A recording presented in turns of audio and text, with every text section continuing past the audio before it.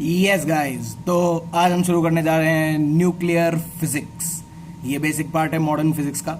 ठीक है, तो हमने मॉडर्न फिजिक्स में देखा ही था पहले एटॉमिक, मतलब हमने पहले देखा फोटो इलेक्ट्रिक इफेक्ट, फिर देखा एटॉमिक स्ट्रक्चर, और उसके बाद देखा एक्स रेज कैसे निकलती हैं। तो इसके बाद आता है न्यूक्लियर फिजिक्स। तो न्यूक्लियर फिजिक्स में अभी हम देखेंगे, क्या देखेंगे? Composition of nucleus. ठीक है, कॉम्पोजिशन ऑफ न्यूक्लियस क्या होता है? न्यूक्लियस के अंदर क्या क्या होता है? प्रोटॉन्स और न्यूट्रॉन्स, दो चीजें होती हैं। तो न्यूक्लियस के अंदर होता है ए क्या है? Mass number. ए क्या होता है? Mass number. क्यों? अगर ध्यान से देखोगे तो ये रिप्रेजेंट कैसे करते हैं एक एलिमेंट को? एक्स, नीचे जेड, ऊपर ए। जेड क्या है? Atomic number. ए क्या है? Mass number. मास नंबर क्या होता है? Number of neutrons plus number of protons, मतलब जितने नंबर ऑफ न्यूक्लियॉन्स होंगे न्यूक्लियस में, जो आइटम है वो आएगा ए में। तो A will be number of nucleon, Z is number of protons या फिर atomic number, and N is number of neutrons. तो कॉम्पोजिशन ऑफ न्यूक्लियस होता है ऐसा। अब अगर ध्यान से देखें तो ये देखते हैं कि भाई कुछ चीजें होती हैं जिनको हम बोलते हैं आइसोटोप। क्या बोलते हैं? आइसोटोप। आइसोटोप क्या होते हैं? जिसमें सेम एटॉमिक नंबर होता है बट डिफरेंट मास नंबर होता है।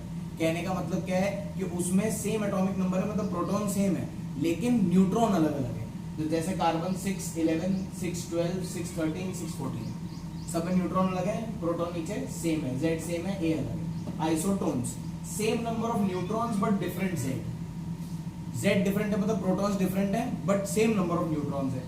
C6 14, 6 proton 8 neutron. C7 15, 6 proton 8 neutron. C8 16, 6 proton 8 neutron. F9 17, 6 proton 9 proton 8 neutron. तो हर बार न्यूट्रॉन्स सेम है, वो उन्हें बोलते हैं आइसोटोन्स।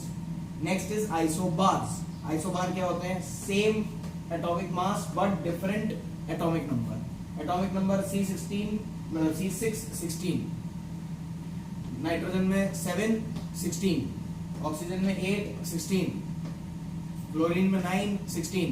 सबका A सेम है, Z अलग है। इन्हें बोलते हैं क्या? आइसोबार्स। ठीक है, चलो भाई ये भी देख लिया। रेडियस ऑफ न्यूक्लियस जो होती है ना, वो किसी भी न्यूक्लियस की रेडियस निकाली जाती है R0 इंटू ए की पावर 1/3। ए क्या है? Number of nucleons. R0 है एक कांस्टेंट, उसकी वैल्यू है 1.2 इंटू 10⁻⁻15 मीटर। ध्यान से देख लेना, -15 मीटर है। इसको फर्मी भी बोलते हैं। क्या बोलते हैं? फर्मी। ओके, ठीक है भाई साहब। तो अब क्या होता है कि जब एक न्यूक्लियस है, अगर मान लो, सोचो कि आपको न्यूक्लियस फॉर्म करना है, तो आपको ये सारे प्रोटॉन्स को दूर से पकड़ के लाना पड़ेगा, न्यूट्रॉन्स को दूर से पकड़ के लाना पड़ेगा और एकदम ऐसे पास में लाके छोड़ देना पड़ेगा। छोड़ क्या देना पड़ेगा? पास में लाके ऐसे बांधना पड़ेगा। ठीक है, तो वो उस बांधने के लिए जो एनर्जी चाहिए होती है उसको बोलते हैं बाइंडिंग एनर्जी। क्या बोलते हैं? Binding energy. ठीक है भाई, तो वो बाइंडिंग एनर्जी जो होती है, अब एक न्यूक्लियस के बनने में वो बाइंडिंग एनर्जी कहाँ से आती है वो पता लगाना है। तो वो देखते हैं। उसके लिए एक टर्म आता है mass defect. Mass defect. Mass defect क्या होता है कि आपने एक न्यूक्लियस बनाया, तो आपको एक्सपेक्टेड क्या है कि उसका मास क्या होगा? Mass of proton plus mass of neutron, जितने भी प्रोटॉन जितने भी न्यूट्रॉन उसके अंदर हैं। लेकिन जब आप एक्चुअली ऑब्जर्व करते हो तो वो मास क्या निकल के आता है? Mass of atom minus mass of electrons in the atom. देखो, मास एक्सपेक्टेड Z मतलब एटॉमिक नंबर, मतलब number of protons into mass of proton, plus A minus Z into mass of neutron. तो ये हो गया एक्सपेक्टेड मास।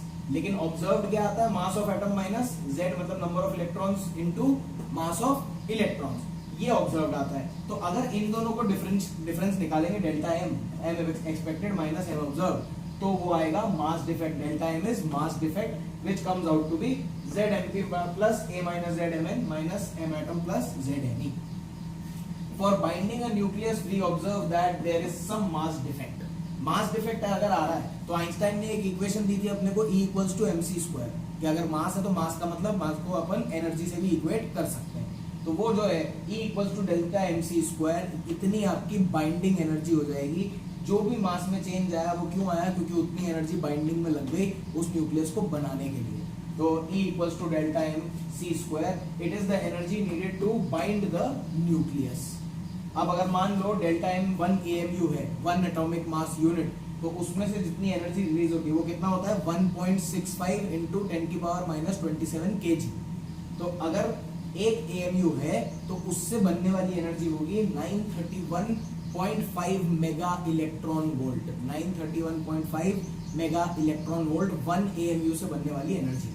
ठीक है भाई, तो बाइंडिंग एनर्जी पर न्यूक्लियन अगर निकालेंगे तो क्या होगा, total binding energy delta mc² divided by A. तो अगर स्टेबिलिटी की बात की जाए तो जिस भी एट न्यूक्लियस के लिए बाइंडिंग एनर्जी पर न्यूक्लियन ज्यादा है वो ज्यादा स्टेबल है। समझ में आई बात, जिसके लिए बाइंडिंग एनर्जी पर न्यूक्लियन ज्यादा है वो ज्यादा स्टेबल है।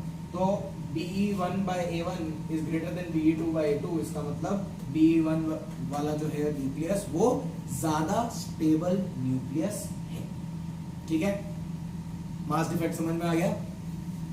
नेक्स्ट लेक्चर में हम करेंगे decay, alpha decay, beta decay, and then we'll do radio activity.